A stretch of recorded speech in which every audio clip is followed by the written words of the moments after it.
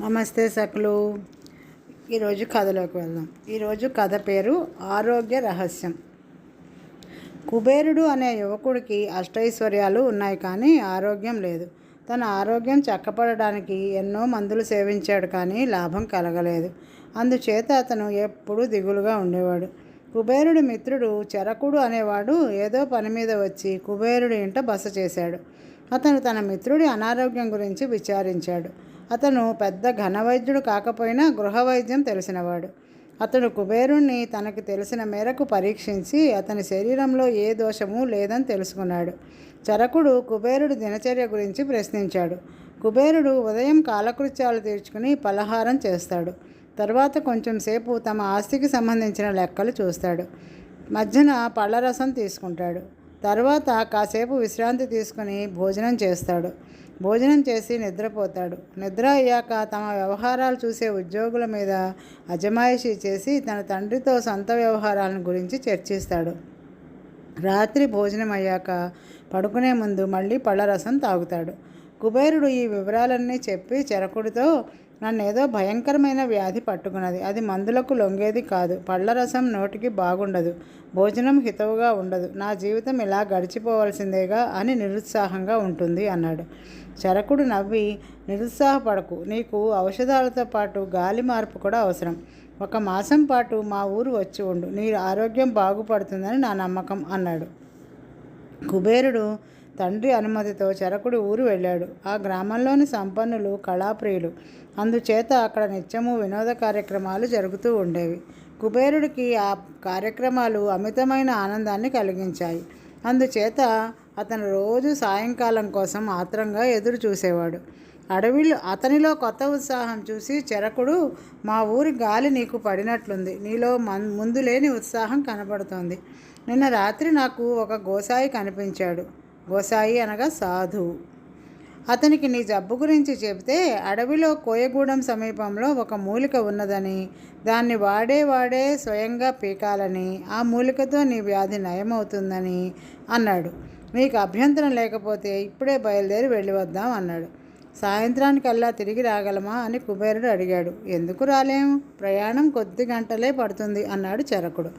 మిత్రులిద్దరూ అడవిలో కాలిబాట వెంట నడుస్తూ వెళ్ళారు. చరకుడు చకచకా నడిచేస్తున్నాడు, కానీ కుబేరుడు నడవలేక మధ్య మధ్యలో ఆగిపోతున్నాడు. నా వయసు వాడివే కదా, నాతో పాటు నడవలేకపోవడం ఏమిటి అన్నాడు చరకుడు. నా ఆరోగ్యం సరిగా ఉంటే నేను నడుద్దును అన్నాడు కుబేరుడు. నీ ఆరోగ్యం గురించే కదా పోతున్నాము, త్వరగా పోకపోతే తిరిగి త్వరగా రాలేం అన్నాడు చరకుడు. ఆ మాట వినేసరికి కుబేరుడు పట్టుదలగా చరకుడు వెంట నడిచాడు. ఇద్దరూ చాలా దూరం నడిచి వెళ్ళాక చరకుడు ఒక మొక్కను చూపి, ఇదే మూలిక, నీ చేత్తోనే పెకిలించు అన్నాడు. కుబేరుడు ఆ మొక్కను 2 చేతులా పట్టి లాగితే వేరుతో సహా వచ్చింది. దాన్ని సమీపంలో ఉన్న కొలనులో శుభ్రంగా కడిగిన మీదట చరకుడు దాని వేరుని కుబేరుడి చేత తినిపించి, ఇక మనం వెనక్కి వెళ్ళవచ్చు అన్నాడు. తాము వచ్చిన దూరమంతా తలుచుకునేసరికి కుబేరుడి గుండెల్లో రాయి పడినట్లయింది. పైగా అతనికి ఆకలిగా ఉన్నది. మిత్రమా, నాకు ఆకలి మండిపోతున్నది. అడుగు తీసి అడుగు వేయలేను. తినడానికి ఏమైనా కావాలి అన్నాడు కుబేరుడు నీరసంగా. అప్పుడే ఔషధం పనిచేస్తున్నదన్నమాట. ఈ సంగతి తెలిస్తే వెంటనే తినడానికి ఏమైనా తెచ్చేవాడిని కదా. ఇప్పటికైనా మించిపోయింది ఏమీ లేదు. దగ్గరలోనే కోయగూడెం ఉన్నది. అక్కడ తినడానికి ఏదైనా దొరక్కపోదు అన్నాడు చరకుడు. కోయగూడెం అంత దగ్గరలో ఏమీ లేదు. అయినా గత్యంతరం లేక కుబేరుడు అక్కడి దాకా నడిచాడు. కోయదొర వారికి స్వాగతం చెప్పి అప్పటికప్పుడు వెదురు బియ్యం వండించి పెట్టాడు.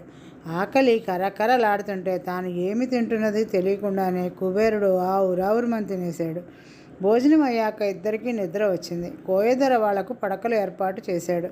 వాళ్ళు నిద్రలేచేసరికి సాయంకాలం కావస్తున్నది. ఇద్దరూ ఇంటికి వచ్చేటప్పుడు కుబేరుడు, నీ మందు అద్భుతం, నాకు మంచి నిద్ర పట్టింది, ఒంట్లో చాలా సుఖంగా ఉన్నది అని చరకుడితో అన్నాడు.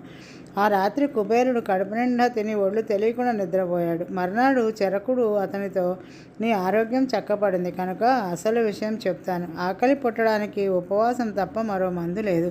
నిద్ర పట్టడానికి శరీరం శ్రమ తప్ప మరో మార్గం లేదు.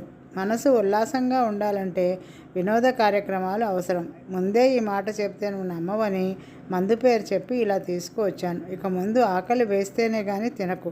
శరీర వ్యాయామం కొంతైనా చెయ్యి అన్నాడు. కుబేరుడు ముందు ఆశ్చర్యపడినా తర్వాత నిజం గ్రహించి తన ఊరికి తిరిగిపోయి చరకుడి సలహాను అమలు చేస్తూ వచ్చాడు. తమ గ్రామంలో అతనే వినోద కార్యక్రమాలు కూడా ఏర్పాటు చేశాడు. మరొక కథ. ఈ కథ పేరు అపాత్రుడికి వరం. ఒక ఊళ్ళో రంగడు అని ఒక పనికిమాలిన కుర్రవాడు ఉండేవాడు. వాడి తల్లి వడలు వేసి అమ్ముతూ ఇల్లు గడిపేది. రంగడికి చదువు ఏమాత్రం అంటలేదు. కానీ వాడు మాత్రం తాను చాలా తెలివైన వాడినని, తన తెలివితేటలు ఎవరూ అర్థం చేసుకోవడం లేదని అనుకునేవాడు. వడలు అమ్మడంలోనైనా రంగడు తనకు సహాయపడతాడేమో, తాను మరేదైనా పనులు చేసుకోవచ్చు అని తల్లి ఆశపడింది. కానీ రంగడు వడలు కొనేవాళ్లతో పోట్లాటలు తెచ్చుకుని తల్లిని నిరాశపరిచేవాడు. చివరకు ప్రాణం విసిగి తల్లి వాడిని తిట్టి ఇంటి నుంచి వెళ్ళగొట్టింది. రంగడికి పౌరుషం వచ్చింది. తన తెలివితేటలు అందరూ గుర్తించేటట్లు చేయాలని నిశ్చయించుకుని వాడు ఇల్లు వదిలి ఊరవతల ఉన్న అరణ్యంలో ప్రవేశించాడు. ఎక్కడా మనుష్య సంచారం లేని అడవిలో వాడికి కొంచెం భయం వేసింది. దానికి తోడు చీకటి కూడా పడబోతున్నది. వాడు ఒక చెట్టు ఎక్కి కూర్చున్నాడు. అదే చెట్టు మీద చాలా కాలంగా ఒక భూతం ఉంటున్నది. ఆ భూతానికి ఒక చెల్లెలు ఉండేది. ఒక మంత్రవేత్త ఆమెను ఒక సీసాలో బంధించి ఆ చెట్లు మొదట్లో పాతిపెట్టాడు.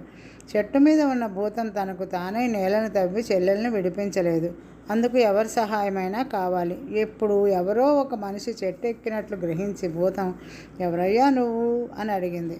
తనలాగే మరో మనిషి చెట్టు మీద ఉన్నాడు అనుకుని రంగడు, నా పేరు రంగడు, చాలా తెలివైన వాడిని అన్నాడు.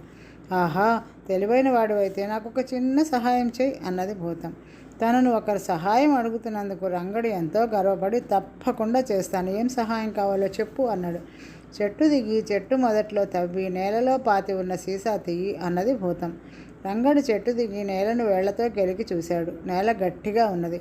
తవ్వడానికి గుణపం కావాలే అన్నాడు వాడు. నీ తెలివి ఉపయోగించు అన్నది భూతం. రంగడు చుట్టూ చూశాడు. దూరాన ఎక్కడో కాస్త వెలుగు కనిపించింది. అక్కడ ఎవరో మనుషులు ఉన్నట్టున్నారు, గుణపం పట్టుకొస్తాను అంటూ రంగడు అటుకేసి వెళ్ళాడు. అక్కడ నిజంగానే ఒక కోయవాళ్ల గుడిసె ఉన్నది. అందులో కోయ దంపతులు ఉన్నారు. తన ఊహ నిజమైనందుకు రంగడు చాలా గర్వపడి, ఇప్పుడే తిరిగి ఇచ్చేస్తాను, ఒక గుణపం ఇవ్వండి అని కోయ దంపతులను అడిగాడు. వాళ్లకు గుణపం అంటే ఏమిటో తెలియదు. అసలు నువ్వు ఎవరు, ఇక్కడికి ఎందుకు వచ్చావు అని వాళ్ళు రంగడిని అడిగారు. నేను చాలా తెలివిగలవాడిని, నాకు త్వరగా గుణపం ఇచ్చేయండి అన్నాడు రంగడు. తమ వెంట రమ్మని వాళ్ళు రంగడిని ఆ సమీపంలోనే ఉన్న ఒక మునీశ్వరుడి దగ్గరికి తీసుకుపోయారు. మునీశ్వరుడు రంగడిని చూస్తూనే వాడి సంగతంతా గ్రహించి, నువ్వు ఒట్టి అమాయకుడు నాయనా, నువ్వు బాగుపడేందుకు ఒక వరం కోరుకో, ఇస్తాను అన్నాడు. నాకు వరం అక్కర్లేదు, గుణపం కావాలి అన్నాడు రంగడు. గుణపం కూడా ఇస్తాను అంటూ మునీశ్వరుడు వాడికి ఒక గుణపం ఇచ్చి వాడు కోరుకున్నది జరిగేటట్లు వరం ఇచ్చాడు. రంగడు విజయగర్వంతో చెట్టు దగ్గరికి తిరిగి వచ్చి చెట్టు మొదట్లో తవ్వి ఒక సీసా పైకి తీశాడు. చెట్టు మీద ఉన్న భూతం రంగడు చేసిన పనికి సంతోషించి, బేష్, ఆ సీసాను పగలగొట్టు అన్నది. ఇంత కష్టపడి సీసా తీసింది పగలగొట్టడానికా? నేనేం తెలివి తక్కువ వాడిని అనుకున్నావా అన్నాడు రంగడు. అందులో బంగారం ఉంది, సగం నీకు ఇస్తాను అన్నది భూతం.